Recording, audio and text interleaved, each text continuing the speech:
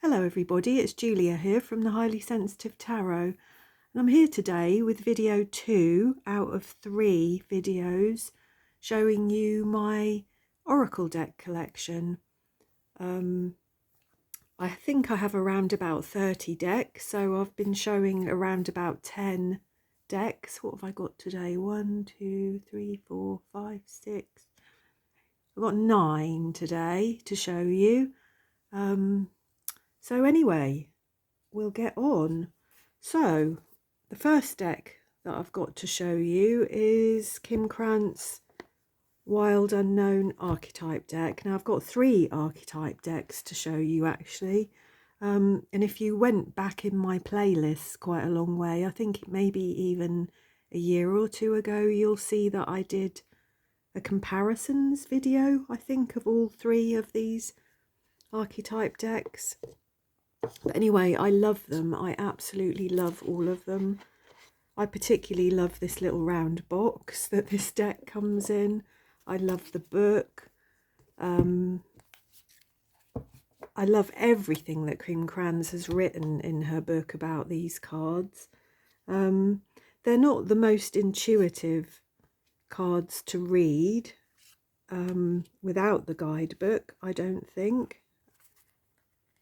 Some of them are easier than others,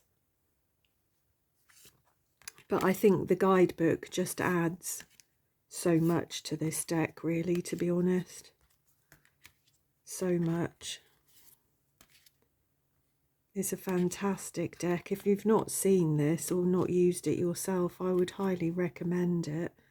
I'm going to choose a card, I think, and read from the book for you. Let's have that one. Because I think the cards themselves, even though they're round and they're quite unique and they're definitely a style of their own, I think it's with the book that they really come into their own. So let's have a look. What have we got? The one that I can't pronounce, which is also a number that I probably can't work out. 20. I don't know. What's an L? Is it 100? Is this 127? 10, 10, 5 and 2, so 27. Is that 127 or I don't know. And I think Althea. It's not a card that has ever popped out for me when I've been using this deck, and it's obviously right towards the end of the deck also. There we are. In fact, there is only one more card after this, so this is the second from last card. So it says, our soul recognizes the truth when someone speaks it. A cool wave of relief washes over the room, and all the facts and figures in the world fall by the wayside. Such is the power of Althea. It has an undeniable resonance that goes beyond the rational. We can also recognize this by its contagiousness. When we hear someone speak the truth, we see the truth within ourselves and are more likely to tell our own story. This card requires us to step towards an act of truth. So I think the meaning of this word is clarity and revelation and disclosure. It's an act of truth. So this might look like a conversation, a gesture, a poetic act, or a ritual that honours the unveiling of what's been concealed. Reclaiming your own truth is a way to reclaim your vital energy, health, and sense of belonging in the world. Truth has its own wings, so set it free. What I really like about this book is we have this big paragraph here, but then we have all of these other little paragraphs around it, like it is said that the resonance of our voice changes when we see a falsity in this light. Practice seeing truth as a vibration. When light, clarity, revelation, disclosure, when dark, distortions, gaslighting, excuses. Go deeper. The goddess Mat and Veritas. So Mat is the Egyptian goddess of truth, I think, isn't she? Fairness, like justice. And then we've got here, Picasso said, we all know that art is not truth. Art is a lie that makes us realise truth at least. The truth that is given us to understand. So that's quite profound, isn't it? Althea, truth. So there we go. This is the Wild Unknown Archetypes deck by Kim Krantz, and I can't recommend it enough, to be honest. It's not something that you can just get out of the box and read with intuitively, I don't think, particularly. I think the guidebook is invaluable. So the next deck I've got here, and I don't have the box anymore for this because I've had it, oh, I don't know, such a long time. I've moved house several times since. It could be anywhere. So this is copyright 2003 by Caroline Miss, and I would imagine I probably bought it in 2003. Let me just get the book out of my shelf as well. I also bought it with Caroline's Sacred Contracts book, which is a book that I have read several times actually, and worked my way through in the past. I sort of worked out my own sacred contract, my own archetypes. The little guidebook that goes with these cards is really, really good. And again, if you like archetypes, I can't really recommend this deck enough. It has a shadow attribute, it has a light attribute, and you wouldn't necessarily have to look at the book for this. I think you're going to have trouble seeing these on camera, aren't you? Because they're quite glossy and shiny, and I'm getting a glare from my light. But it's about to thunderstorm and tip down with rain here, so it's quite a dark, muggy, humid Sunday morning. I'm recording this at the weekend, and I'm probably going to publish it later in the week. I like to space my videos out a little bit, I think. Or I may not even get to upload it today, to be honest. So we've got there Avenger, Samaritan, Monk or Nun. And I think if you were to use Caroline Miss's book, you would be looking to go through these cards and pull out the cards that resonate for you, that you recognize yourself in, until you can until you have enough cards to reach that sacred contract. And I think Caroline Miss says that we have, what is it she says we all have a child archetype of one kind or another. We all have the prostitute archetype. I think within the child we have the abandoned child, the magical child, the nature child, the wounded child, the eternal child, the dependent child. And then there's also the victim, the saboteur, and the prostitute. And she says that they are the key survival archetypes that we all have sort of manifesting from day to day. But then we also have, I think, another 8 archetypes sort of floating around. So let's choose one of these cards, and I think we'll go with that one. And I shall read you a bit from the book. What have we got? Femme fatale. Light attributes. Highlights the erotic energy of the feminine. Opens your heart when your dependency is rejected. And the shadow attributes are inappropriate use of sensuality, attachment to money, and power. to her. Let's have a look. Femme fatale. So this is the Black Widow, the Flirt, the Siren, Circe, Seductress, Enchantress. Represents highly refined skills at manipulating men, both sexually and financially, without investing personal emotion. Sometimes adds the twist of symbolically killing her conquests. Dear. Positive aspects manifest as opening the heart when the male object rejects her manipulations and dependency. Shadow femme fatale wants only to require more men and more money. And if this was in yourself, if you thought that this might resonate for you, you would be looking for a pattern of manipulative behaviour and acquisitiveness. So, there we go. Caroline misses Archetype Cards. It's a really, really good deck. And the Sacred Contracts book that goes with it, I think, is well worth a read, if not a go at, you know, working out your sacred contracts. So the next one I've got here is the Wisdom Well, and this is by Ivana Kalinkova, and this comes in this sort of book. I have shown this. I think I did a walkthrough of this deck and this book on my channel some time ago.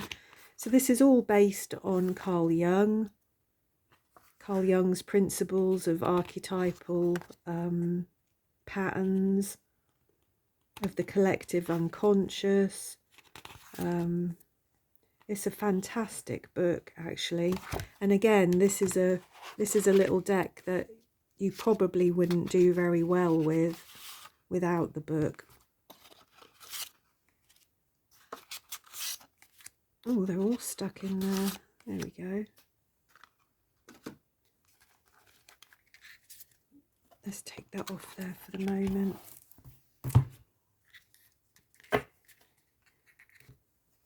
So can't remember how many cards there are in here, and some of them are kind of easy to work out what you're looking at, and some of them aren't in terms of archetypes. Like this is the Demon Queen, I think I remember rightly. This is like the shadow side of the Empress or the Virgin Mother.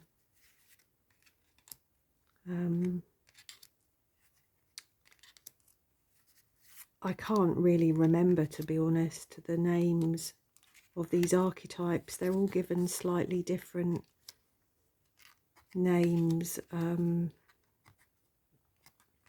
you would expect, sort of traditional archetypes. Well, we've got the Mask there, haven't we? That might be the Self.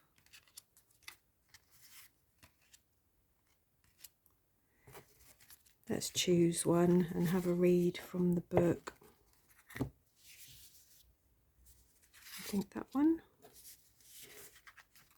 Put them away in their little box. There we go. So what did I choose? Number 26. Let's see what that is in this book. This is a deck that I would never use without the book, to be honest. There's just so much to be gained from this book. So this is the Beggar, this card, and it says self-denial, repression, neglect, deprivation, narrow limitations, restlessness, neediness, disempowerment of parts of the psyche, Cinderella, the prince in rags, the figure behind the shut door, and latent ways. This card is about psychological denial and the things in your character that you do not acknowledge. So it challenges you to face up to whatever is outcast from your psyche, whatever is starved of energy and forced to scavenge for an existence in the shadows. So this is a card of your shadow, isn't it? What part of you has been annexed or amputated? It had existence once and it still influences you. This card means spiritual poverty, neglected talent, and something in your psyche that is trying to break into your life. It warns of self-punishment, masochistic ways of preventing your own success, and disregarded aspects of your life or self that you need to value more. So this is like the saboteur also, isn't it? Drawing this card indicates lost potential, and the surrounding cards will show you more precisely what you have neglected. In the outer world, it can signify a decline in wealth or well-being. Issues to consider under this card include failure, self-imposed limitations, the crippling past, or the old self you cannot quite leave behind. You may be restricted by habit, as when the free man lives like a prisoner, or the rich man lives as if he was still poor. In the words of Jung, we have, every form of communication with the split-off part of the psyche is therapeutically effective. The message on the card here is, things I have pushed away cling to me and knock at the door in the night. I will allow them entry. No more will I run from myself. So that's really, it's a really, like I said, it's about the shadow and the saboteur, isn't it? But do you see what I mean? It's a really, it's really quite a profound little deck, I think. It's quite unique. I've never seen anything like it, to be honest. Let's put the cards back in this box. So yeah, there we go. So that's my 3 archetype decks. As I said, if you go back on my channel, I think you'll see a walkthrough or a comparison video for all of them in one of my playlists, in the decks that I love playlist, I think. So the next deck I've got here, I've got 2 past lives decks. This one is John Richardson's Past Lives Revealed, and I think this is a sort of indie little deck. I don't think you can buy this on Amazon or places like that. I think I bought this from the website, John Richardson, at feelbetterfast.co.uk. There's even a phone number on the box. This is a man who does private readings, regressions, workshops. He's one of the UK's most experienced past life regressionists and past life readers. So, I don't know who this was published by. It just says Feel Better Fast. Let's open the box up.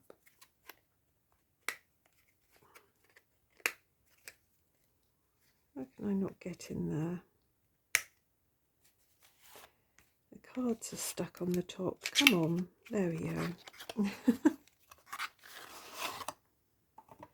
So it's just a little tuck box. And then we have, how many cards do we have? 78 cards, it looks like. Same as a tarot deck. Now, there's no instruction booklet that comes with this. It, actually, let's put them that side, and then they might not get a glare. But to be honest, I don't really think that you particularly need one with this. I'm not hugely experienced with past life readings. When I was a nurse, I was trained in hypnotherapy, and I did used to do quite a lot of hypnotherapy with my patients, sort of particularly around anxieties and phobias and things that people were stuck with. But I didn't do any past life regressions, so I think if I were to use these in a past life reading, I think I would just take these cards as like a theme, you know. And typically they're all mixed up, know me. So communication, trust and faith, pagans and druids. And I think what you would be looking for here, the same as in the archetype cards, to be honest, are themes that run through your life. You know, like if you, this is the Celt, if you were particularly fascinated with Celtic tradition, if you felt that was part of your ancestry, you know, if you found yourself being constantly drawn towards reading about the Celts, you know, dressing like that, wearing that kind of jewelry, you know, if you just felt yourself being drawn towards that all the time, then there is obviously the potential that that could be something from a past life for you if it's strong.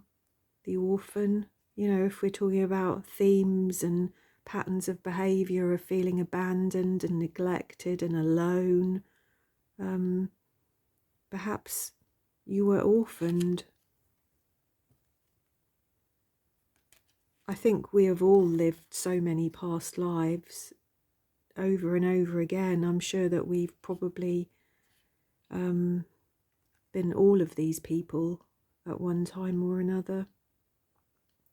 So we have the mother there, the father, Native American Indian, Avalon, strength and power. And again, just these are just, you know, character traits or parts of your personality. But if they're things that are strong in you, if they're things that, you know, you've noticed that they've become patterns in your life, then there may well be something there for you.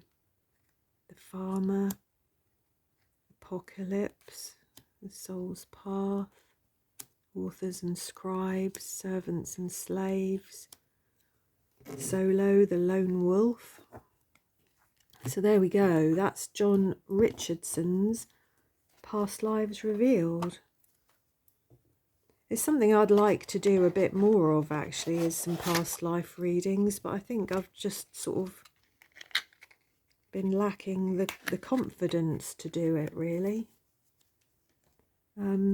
The second past life deck I've got here is this Awakening Far Memory, and this was a gift from a good friend a year or so ago, maybe, and it comes in this lovely box with this lovely hardback book here. This is John M. Knowles, M.A., and Linda Lebian. Linda Lebian? I said that right? Let's have a look at the box.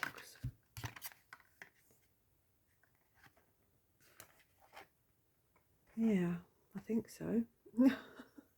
So this is a quality hardcover book plus 61 beautiful cards. Something genuinely new under the sun, a fascinating and potentially valuable tool for developing self-knowledge and confronting life problems and patterns that otherwise resist change. So, in this little book, this is copyright 2007, and I think you can actually buy this on Amazon. I'm pretty sure that's where my friend got it from. So there's a lot of information here about how to use these cards and what these cards might mean. There's a lot written there about human origins, about the evidence for past lives. It gives you quite a good breakdown of the different coloured cards and what they represent. And then there's quite a lot of information about each one of the cards. So I'm going to pull one of the cards. I'll show you them and then I'll read a little bit. So we've got here desert. So these are places that might be familiar to you, places that you find yourself being drawn to. So as I said, the cards are split up into different sections.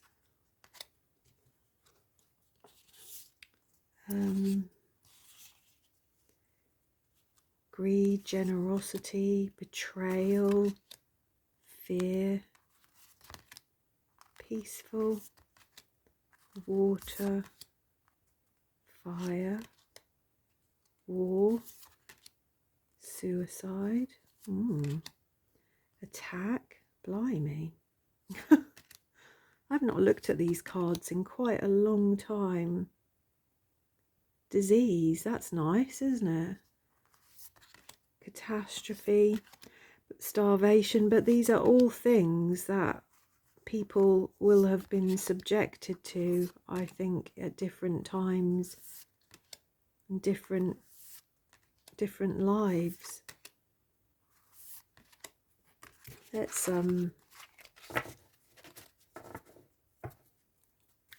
just choose one of these cards. I'll have that one, I think. That one. As I said, the different coloured cards represent different places, different personality traits, different skills, all sorts of different things. We got their war. Okay, so let's see what it says. Card number 55.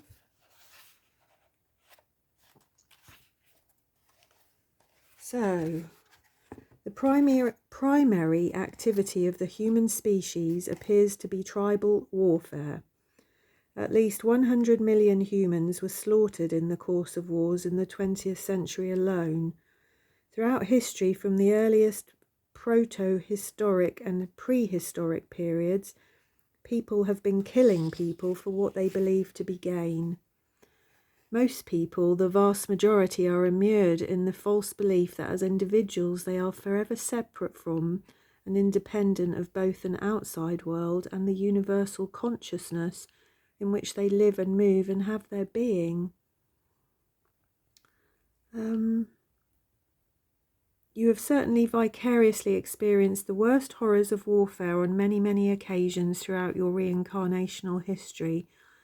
Such memories, if you have not deliberately blocked them out, should be more readily accessible to you than they are to most others. Their recollection can assist you to learn to see through all the too normal insanity of our species and the illusion of separateness generated by the personal ego. Perceive the inner light in all others and recognize them as your very self. See all creatures, human and non-human, animate and inanimate, terrestrial or alien, as one. There truly is no other in this or any world or universe. So there we go. I think these would be, I think these past life cards could be really useful for somebody who had a strong sense of something being wrong that they couldn't quite understand and couldn't quite work out. It could certainly be a past life issue, couldn't it? So the next deck I've got to show you is my Soul's Journey Lessons card. Again, I don't have a box for these because I've had these cards such a long time. The copyright's 2014 and I'm pretty sure I would have bought them around about that time. So they're getting on for 10 years old, aren't they? These are by James Van Praagh, who I'm sure you'll be familiar with. There are several card decks that he's done and several books that he's done. Yeah. Excuse me. These are beautiful. These are one of my absolute favourite oracle decks. They are so colourful and so gorgeous. You couldn't help but like them. I've often used these without looking at the little guidebook here. I think you could. But as always with oracle cards, there's so much more wisdom to be gained from the book. Aren't they beautiful, all these mandalas? I'm completely and utterly obsessed, actually, fascinated with mandalas. I have them all over the house in different forms or another. I'm quite fascinated with spirals and circular patterns, sacred geometry. So yeah, these really do speak to me, actually. Anyway, let's choose a card, and let's have that one.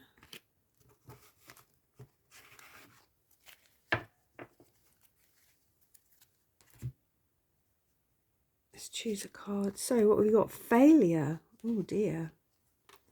I understand that a mistake is only an opportunity to learn. Okay.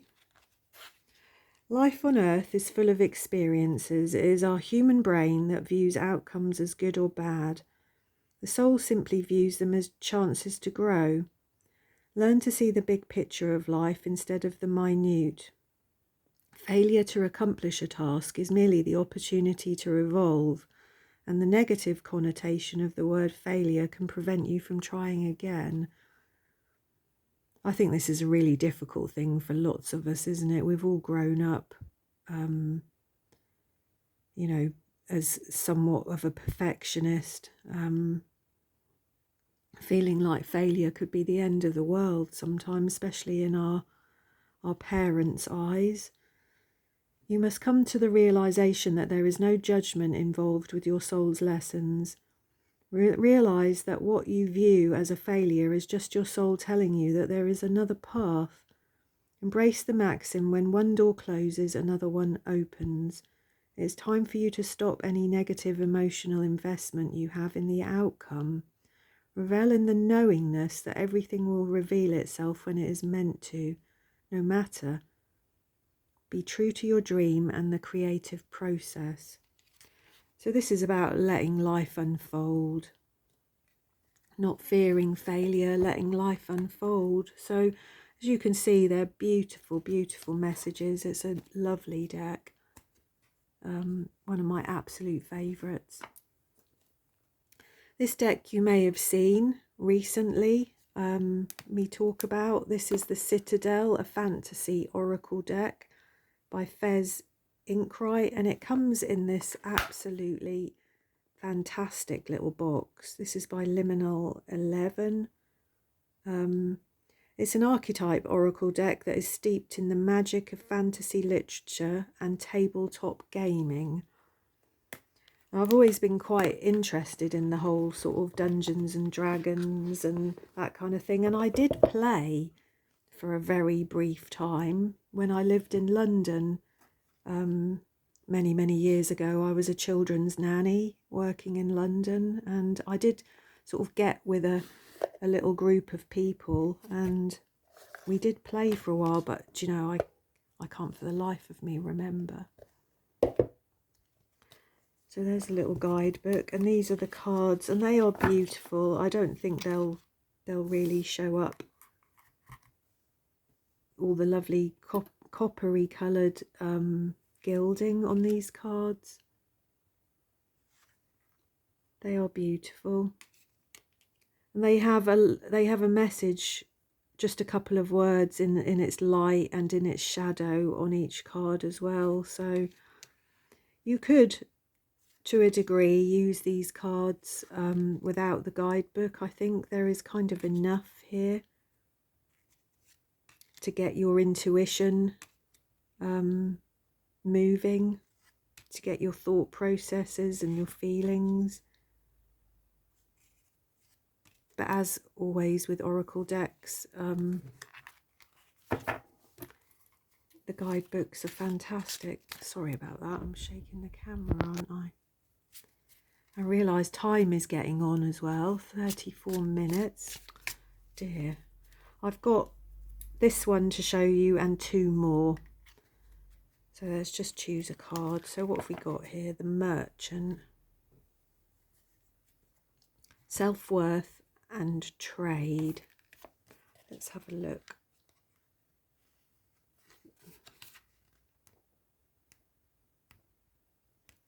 if I remember rightly, it's not easy to find cards in this little book. They're set into different sections, and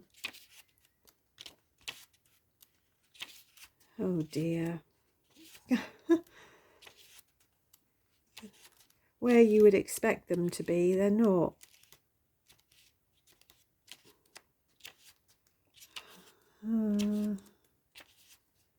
Sorry, you can just all amuse yourself while I try it. Here we are, the merchant.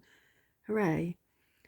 So, coins change hands, deals are struck, a golden scale tilts as goods are weighed. The merchant greets everyone with a smile, proud in the knowledge that their service benefits others. They know what others have to offer and what they want in exchange, and often the merchant knows what their customers need even before they do.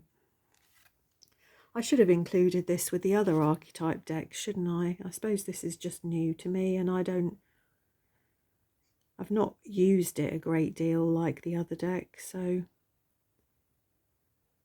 you've got plenty to offer both yourself and other people, and sometimes it's beneficial to remind yourself exactly what you've got in stock. If you feel like you're being taken advantage of, raise your prices, or maybe your figurative wares would be better appreciated elsewhere. And in its reversed state, this is, life is full of hagglers, and there are those around you who demand and demand without offering anything in return. You're the only one who can decide what you are and aren't willing to give. Find the strength to say no when needed and use that time for yourself instead. So that's a card, isn't it, of boundaries, of recognizing your self-worth and having boundaries. So, as I said, that is such a cute little deck. I'm in love with the box. I wish that all cards would come in these kind of little boxes. It's gorgeous. Right. Second from last is the fairy, Oracle of the Fairies, actually. Oracle of the Fairies. I have the little guidebook here, and I also have the box for this one. This is a 44 card deck by Karen Kay. It's a Hay House deck. This was bought for me as a gift by a friend, and it's actually quite a really cute little deck. Really quite nice, actually. Precious time, protect your dreams, protection, wish wisely, transformation, tree wisdom, wait for winter, nature's signs, new beginnings. As you can see, these cards have got writing on them, which is enough of a message in many ways. But let's have a look at this card here, wisdom, and see what the book says. Wisdom. Have you ever been told that you're wise beyond your years? Now is the time to call upon your inner fairy wisdom to help you with a challenge. Perhaps someone you know could do with some insight into this situation. This wise fairy is accompanied by a white owl, owls being a symbol of wisdom. She tells you it's time for you to trust your own knowing and remind you that wisdom doesn't only come with age. Wisdom is the ability to see the bigger picture. So fly silently like the owl and hear and see everything before coming to a decision based on this wisdom. We all have access to inner wisdom, and pulling this card shows it's time for you to trust this fully. You could find yourself being asked for help or to facilitate a healing between two or more parties. This is where wisdom comes in. Allow your intuition to speak through the filter of wisdom, but always remember that others have a choice and free will. So give loving advice, but not orders, as no one really likes to be told what to do, including you. Well, that is the truth. Right, and the last thing I've got to show you here is not actually a deck, it is a book. This is the Oracle book, and I bought this secondhand, I think, on eBay several months ago, I think. It says this mysterious book is a do-it-yourself divination tool. Ask a yes or no question and find your answer within. So this is, well, what I tend to do with it, what I've found with this book actually, is that the more, this is by Georgia Roustis Savas, by the looks of that. It's copyright 2001, so it's been around quite a long time. It tells you how to use this book, and then basically what I do is I ask a question, and I found that with all things tarot and oracle, the more specific you are in your question, the more specific an answer you're likely to get from whatever tool it is that you're using. And most definitely with this book, and what I tend to do is I tend to just sit and meditate for a couple of minutes and focus and think about my question, and then just open the book and see what message I get. And here we've got dice. You've rolled number 13, don't pursue it. So if I was asking a question such as, should I go here, should I do this, should I do that, well, the answer here is telling me no, isn't it? So if I said, should I go out in the rain? We've got psychic. Only if you want it bad enough, says the psychic. It's absolutely tipping down outside. Should I... oh, I don't know. I'll reveal too much about myself asking questions. Anyway, as you can see, there's lots and lots of really simple little little messages in here. The crystal ball indicates that fortune will favour you. The palm reader sees a starred palm. You will be successful by virtue of sheer talent. So this is really just for asking yes or no questions. Very simple, direct, specific little questions. And more than anything, I just think that it's quite funny, to be honest. You know, if I've got something mulling around my head, often I'll ask a question to this book, and it makes me laugh.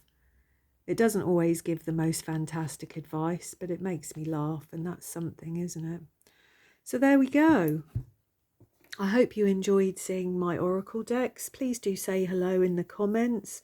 Let me know which deck was your favourite.